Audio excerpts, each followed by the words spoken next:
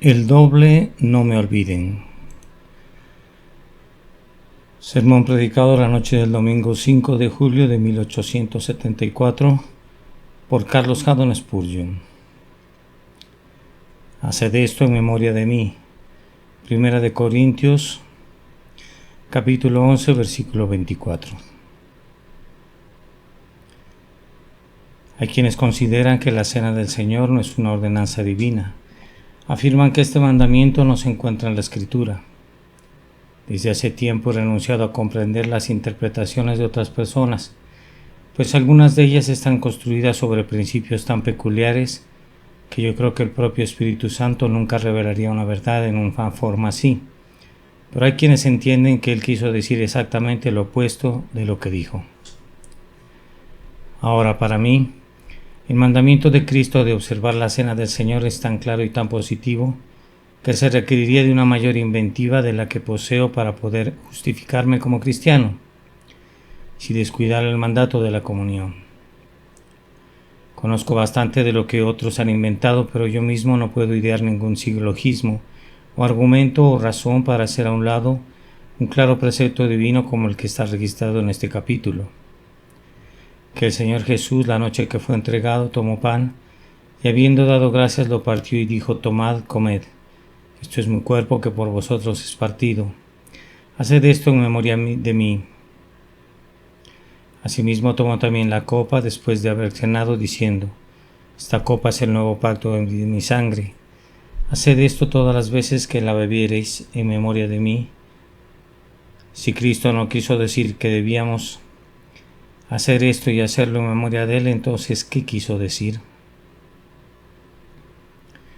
Me parece que es muy claro y positivo que eso es lo que quiso decir, y siendo de esta manera, el precepto viene a los cristianos con una fuerza muy grande, pues es promulgado por la máxima autoridad posible. No es el apóstol Pablo quien nos dice que hagamos esto en memoria de Cristo, sino es el propio Señor quien dice: haced esto en memoria de mí. Los 10 mandamientos están revestidos de suma solemnidad, porque fueron promulgados por Dios mismo en el monte Sinaí, y el mandamiento que estamos examinando no tiene un peso menor, pues fue establecido por el propio Hijo de Dios, que verdaderamente pudo decir: yo y el Padre uno somos. También me parece que este mandamiento adquiere singular solemnidad por la ocasión en que fue dado. Si la promulgación de la ley fue especialmente solemne, porque todo el monte Sinaí humeaba porque Jehová había descendido sobre él en fuego, me aventuro a decir que la proclamación de este mandamiento claro y positivo, haced esto en memoria de mí, no es menos solemne, porque fue dado por el Señor Jesús la noche que fue entregado. ¿Qué otra noche en la historia del mundo puede ser más augusta y más solemne para Él y para nosotros que somos creyentes en Él, que esa noche en la que fue con sus discípulos por última vez a Getsemaní? Señor mío, puesto que este mandamiento fue dado por ti en una ocasión tan especial, ¿cómo podría tomarlo a la ligera si verdaderamente soy tu discípulo? Que ninguno de nosotros creyentes en Jesús viva en habitual desobediencia a este mandamiento suyo. Permítame hacer otra observación introductoria, consistente en que este mandamiento no fue establecido únicamente para una ocasión, pues el citado por el apóstol Pablo cuando escribe a los Corintios, agregando estas significativas palabras: así pues, todas las veces que comiereis este pan y bebiereis esta copa, la muerte del Señor anunciáis hasta que Él venga. Por tanto, el mandamiento permanece en vigor hasta el segundo advenimiento y hasta que el propio Cristo aparezca de nuevo sobre esta tierra. Estas conmemoraciones de su pasión deben mantenerse constantemente ante nosotros. En primer lugar, voy a recordarles la necesidad de tal conmemoración de Cristo. Haced esto en memoria de mí. La necesidad existe primero por causa de nuestras memorias olvidadizas. La memoria, lo mismo que todas las demás facultades, ha sido dañada por la caída. Retiene más lo malo que lo bueno y, como todos ustedes saben, recuerda con mayor facilidad los infortunios que los beneficios. Ciertamente es una manifestación de la profunda depravación del corazón humano que estemos inclinados a olvidar a nuestro Señor.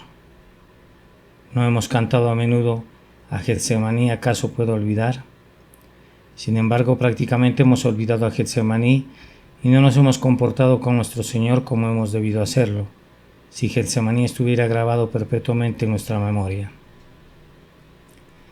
Sí, tenemos la tendencia a olvidar a nuestro verdadero amigo, nuestro bien amado Jesús, en quien nuestras almas se deleitan. Verdaderamente lo olvidamos y deberíamos sentirnos humillados al recordar que Cristo sabía qué tipo de amantes olvidadizos seríamos y por eso nos dio esta señal de amor, este doble no me olvide. ¿Acaso no existía una necesidad para este mandamiento debido a nuestra condición de niños? ¿No somos, mis queridos hermanos y hermanas en Cristo, lo que todavía seremos? Nosotros nos encontramos en gran medida en nuestra minoría de edad. Somos hijos de Dios y herederos del reino, pero al presente estamos bajo tutores y gobernadores. Ahora todo libro para niños debe contener ilustraciones. Tal vez no seamos enteramente niños, hemos crecido algo, y algunos cristianos consideran que hemos crecido tanto que no necesitamos dibujos, pero Jesús sabía que nosotros seríamos en muchas cosas niños chiquitos o niños grandes, por lo que Él ha puesto 2 cuadros en el libro que nos ha dado, para que recordemos que todavía no somos hombres, que todavía no hemos alcanzado nuestro estado de plenitud. Estas 2 figuras son el bautismo de los creyentes y la cena del Señor. Puesto que soy un niño, por eso se me deben dar todavía emblemas y señales, pues son más vigorosos para mi mente que las simples palabras. Sin duda también las 2 ordenanzas fueron establecidas y en particular esta, porque todavía estamos en el cuerpo, todavía estamos vinculados a lo material, todavía no somos puramente espirituales y no tiene ningún sentido que pretendamos serlo. Algunas buenas personas se quedan quietas hasta que son conmovidas, lo cual sería una forma admirable de adoración si no poseyéramos ningún cuerpo. Pero en tanto que tengamos cuerpos debe haber algún tipo de vínculo entre lo espiritual y lo material, aunque los vínculos sean muy escasos.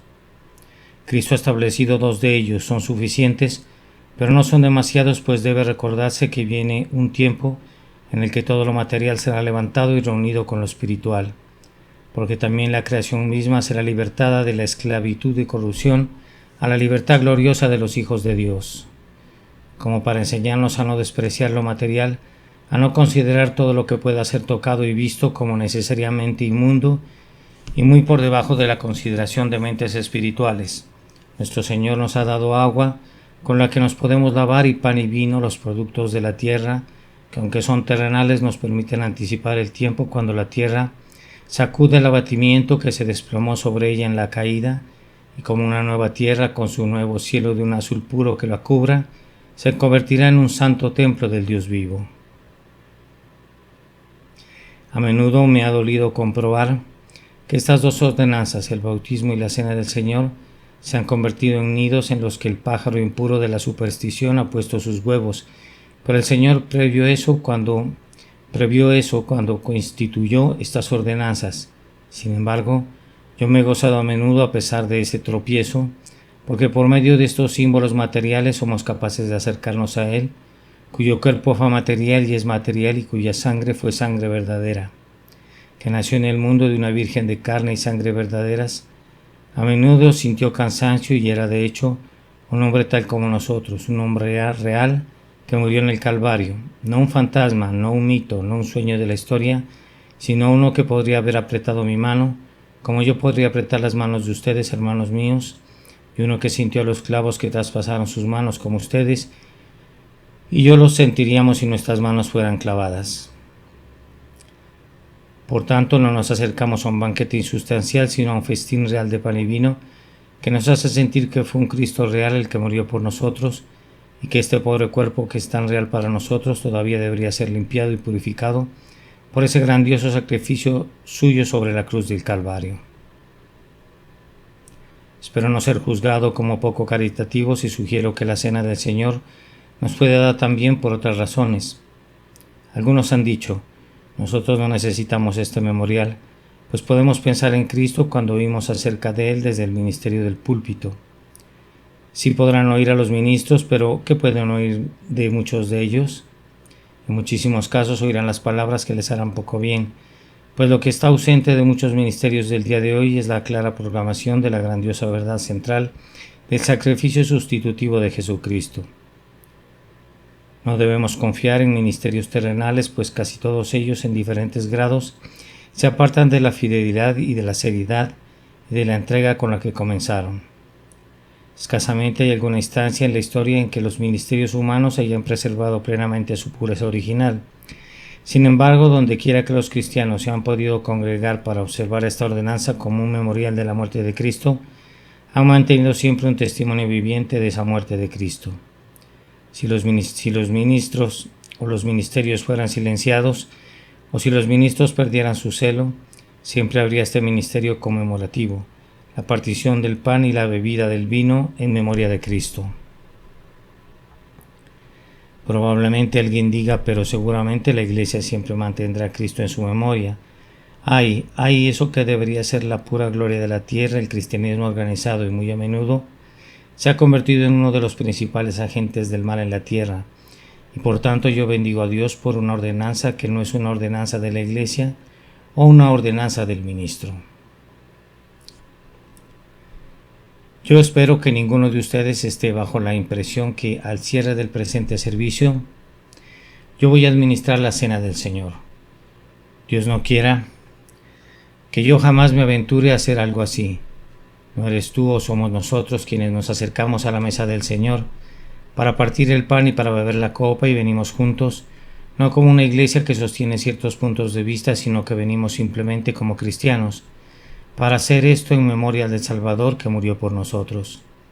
Ustedes pueden partir el pan doquiera que elijan, en cualquier lugar en donde 2 o 3 cristianos puedan reunirse si verdaderamente aman a su Señor. Entre más a menudo hagan esto, mejor. Haced esto todas las veces que la bebiereis. No es un mandato dirigido a una organización eclesiástica en relación a una ordenanza que deba ser administrada por hombres que tienen la impertinencia o la imprudencia de autonombrarse sacerdotes, sino que es un mandato para todos los cristianos en todas partes, en cualquier día de la semana y en cualquier lugar bajo el azul firmamento del cielo, o en un establo o en un hotel si sucede que están hospedados allí, para partir un pedazo de pan en memoria del cuerpo partido de su Señor, y para servir de la copa de su preciosa sangre derramada por ellos en memoria del amor mutuo. Y fíjense bien si alguna vez llegáramos al punto en que los ministerios fallaran. Quiero decir, lo que usualmente consideramos como ministros terrenales ordenados, y las iglesias llegarán a fallar, todavía se encontrarán seguidores fieles de Cristo, aunque sean perseguidos y hostilizados hasta los confines de la tierra. Y ellos partirán el pan y beberán el vino en memoria de Cristo, y así hasta que suene la trompeta para anunciar su regreso. Se recordará que Jesús se encarnó y que Jesús murió, y que por medio de él nosotros tenemos acceso al Padre. De esta manera he tratado de mostrarles por qué se requería de una cena conmemorativa, pero no pretendo conocer todas las razones para su institución, ni siquiera un pequeño porcentaje de ellas. Jesús dijo: haced esto en memoria mía, y esta es la razón suficiente que cualquier hijo obediente de Dios necesitará saber jamás.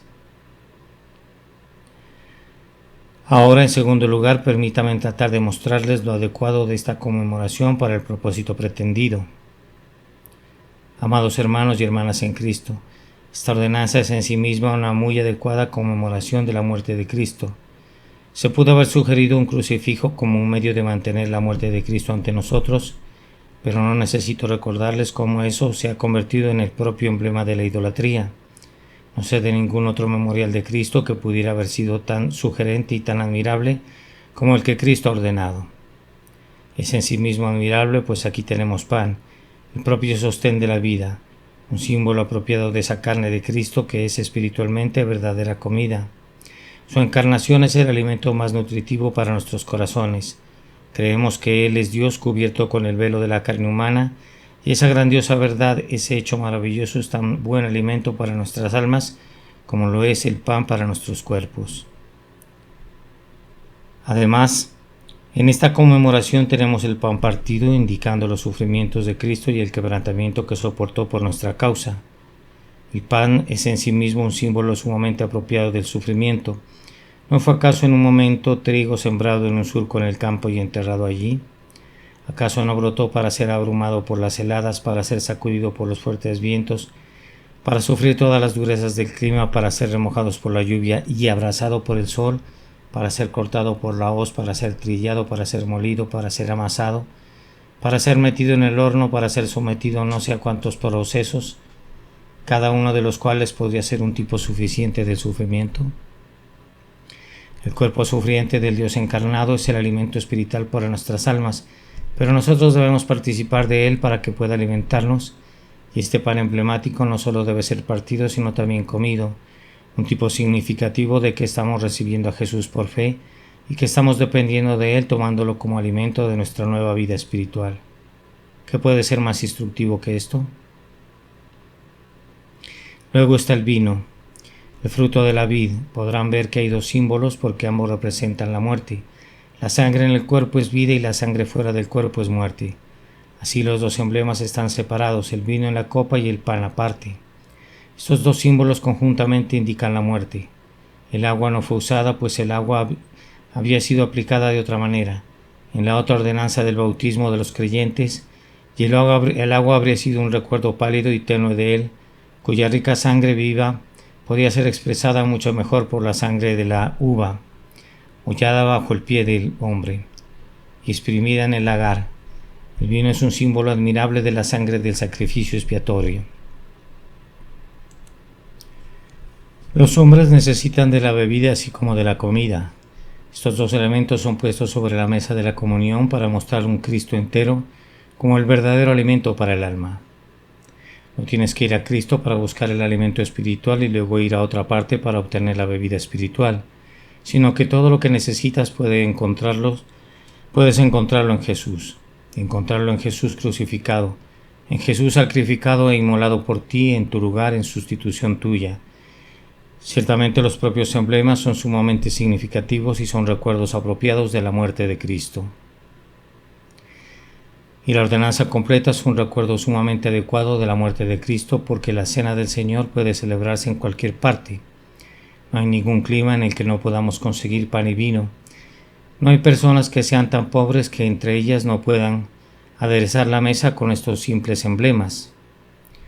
Puede ser decoroso tener una copa de plata y una bandeja, pero ciertamente eso no es necesario. Cualquier copa y cualquier plato cumplirán con la necesidad. Ellos hablan del cáliz y de la patena en la extraña jerga eclesiástica de los así llamados sacerdotes, pero yo digo copa y plato. Pueden ser de cualquier material y la mesa puede ser de cualquier tipo. Un mantel de lino limpio, resplandeciente, es decoroso pero no es necesario. Basta que haya únicamente una mesa y pan y vino, eso es todo lo que se requiere. Si media docena de campesinos piadosos, mujeres vestidas con ropas hechas en casa y hombres que llevan suéteres de lana de marinero se reúnen, pueden recordar la muerte de Cristo hasta que Él venga. Pero en cuanto a ese espectáculo del hombre disfrazado que está ya en el presbiterio y ese altar suyo y esa campanilla y la gente inclinándose para adorar a ese muñeco de resorte, en caja de sorpresa, pues no le daré un mejor nombre, todo esto es pura idolatría.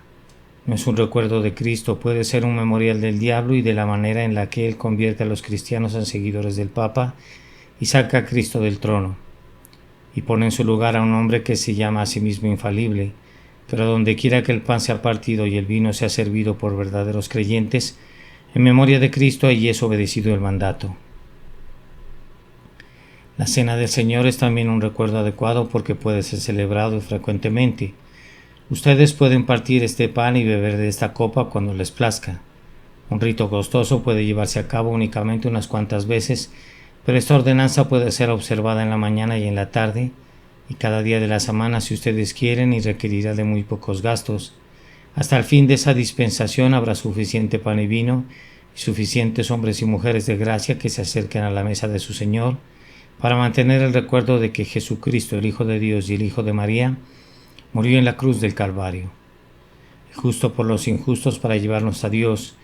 Yo doy gracias devotas a mi Dios y Señor por darme una conmemoración tan significativa y simbólica de la muerte que Él murió por mí y por todo su pueblo, que es a la vez tan barata, tan fácil y tan poco ostentosa. Ahora, en tercer lugar y de manera muy breve, permítanme hablar de las personas a quienes ha sido confiada esta celebración. ¿Quiénes son aquellos que deben hacer esto en memoria de Cristo? Bien, primero si ustedes ven el contexto de nuestro texto descubrirán que son personas que disciernen el cuerpo del Señor, es decir, las personas que correctamente vienen a esta mesa entienden que este pan y este vino son tipos o emblemas del cuerpo quebrantado de Cristo y de su sangre derramada, y son también personas que poseen la percepción espiritual para discernir que el Cristo encarnado, el Cristo que murió sobre la cruz, es muy precioso para ellos. Confío en que habrá muchos más que vendrán a esta mesa, y cada uno de ellos será capaz de decir: yo sé cuán precioso Cristo es Él. Él es mi gozo, mi esperanza, mi delicia, mi todo en todo. Vengan y sean bienvenidos todos ustedes que pueden discernir de esta manera el cuerpo del Señor. Yo sé que ustedes pueden hacerlo por el gozo que esta comunión les da y por la dulzura que deja en sus paladares espirituales cuando se alimentan de Él. Ciertamente pueden venir, pues ustedes poseen la vida espiritual, que tiene los sentidos espirituales por medio de los cuales disciernen el cuerpo del Señor.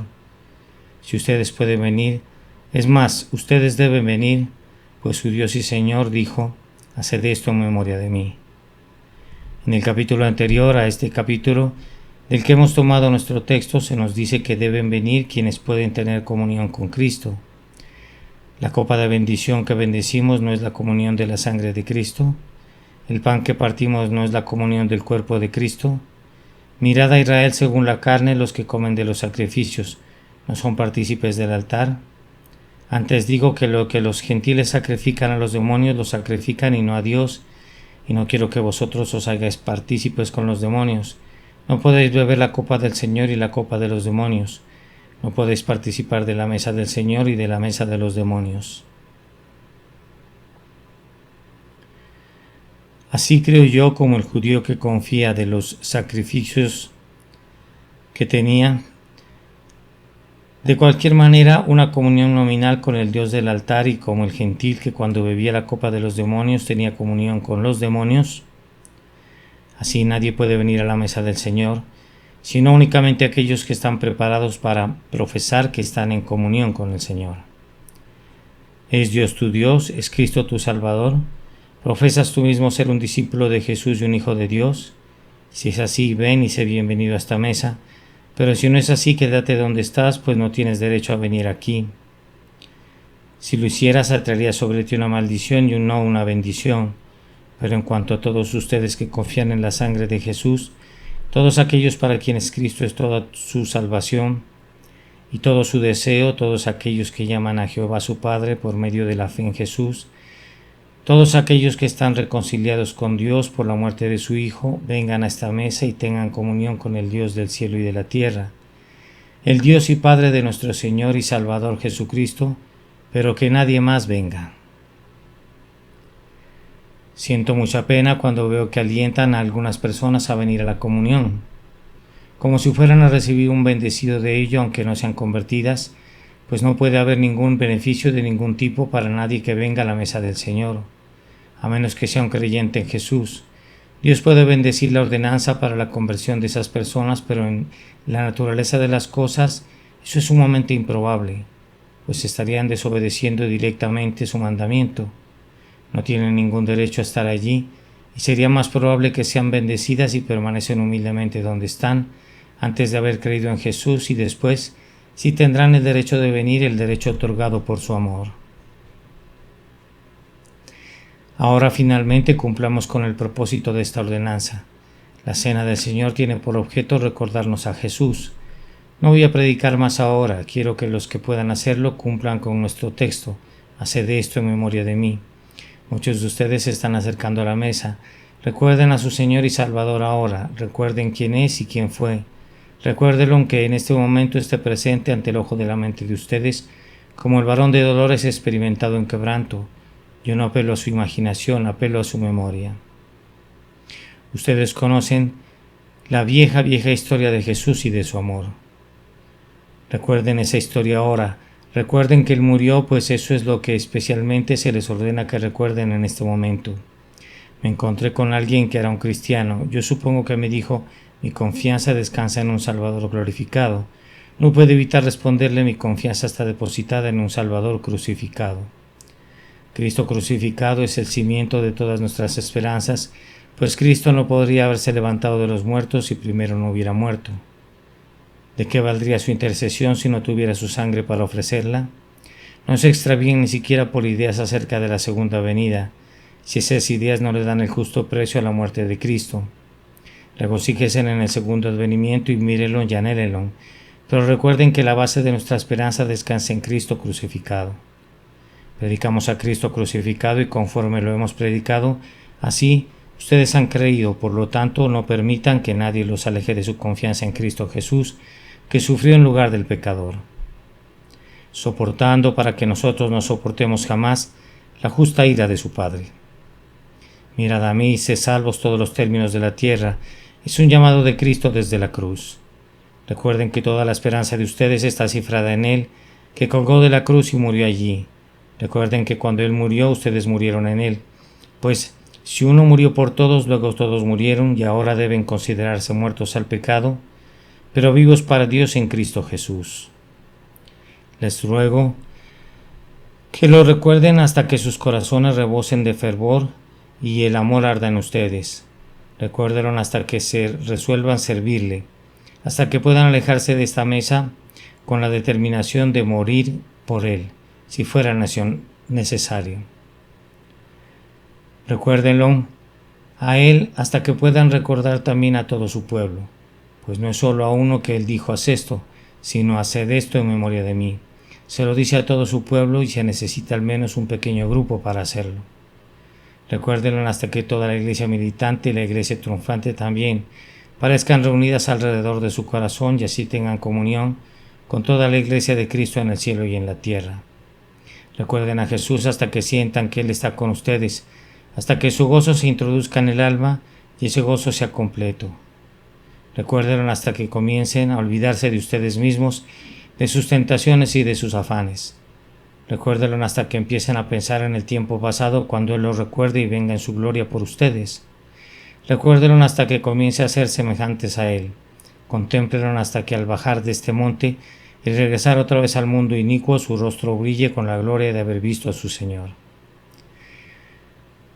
Yo anhelo acercarme de nuevo a esta mesa, aunque no he estado alejado de ella ningún domingo durante mucho tiempo, pues ha sido mi hábito constante donde quiera que he estado reunirme con unos cuantos amigos cristianos para partir el pan en memoria de Cristo.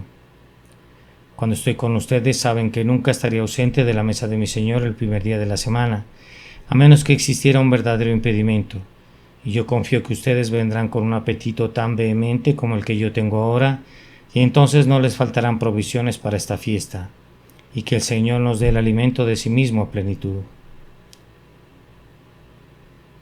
Cuánto lamento que haya muchas personas aquí presentes que no deben acercarse a esta mesa, pues nunca han confiado en Cristo.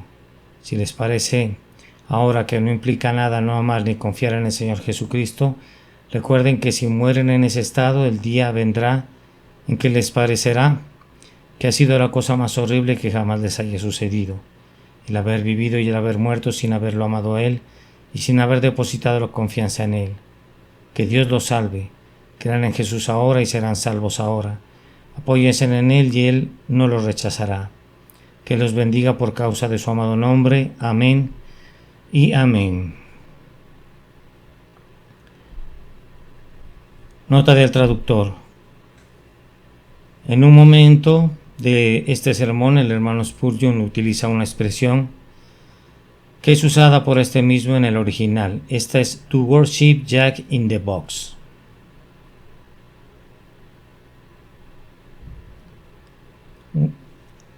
El doble, no me olviden. Sermón predicado la noche del domingo 5 de julio de 1874 por Carlos Haddon Spurgeon en el Tabernáculo Metropolitano, Newington, Londres, y publicado el jueves 2 de julio de 1908. Haced esto en memoria de mí. Primera de Corintios, capítulo 11 y versículo 24.